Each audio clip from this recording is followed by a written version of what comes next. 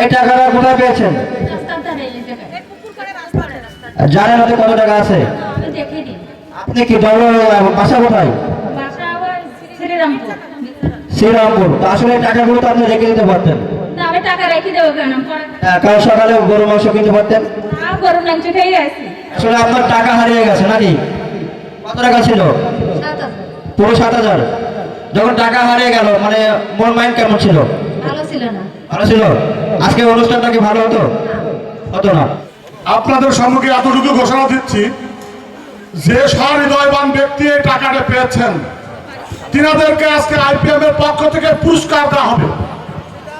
যিনি এই টাকাটা জমা দিয়েছেন আইপিএম এর পক্ষ থেকে তিনাকে একটা সুন্দর মানের পুরস্কার তিনার হাতে তুলে দেওয়া হবে আমাদের আজকের অনুষ্ঠানের প্রধান অতিথির মাধ্যমে। টাকাটা হস্তান্তর হলো। ধন্যবাদ। দর্শক আপনারা দেখুন আসলে ব্যাগের যে 7,000 টাকা হারিয়ে গেছিল ইতিমধ্যে মানি ব্যাগ খোলা হয়েছে। দেখা যাক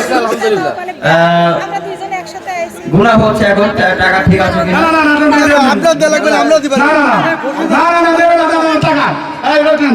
দেখেন টাকা দিচ্ছে কিন্তু আসলে এখান থেকে কিছু টাকা তিনাকে দিচ্ছে কিন্তু তিনি নিচ্ছেন না। এই সহৃদয়বান ব্যক্তি তিনাকে আমরা পুরস্কার করবো আর আল্লাহ তাকে পুরস্কৃত করুক।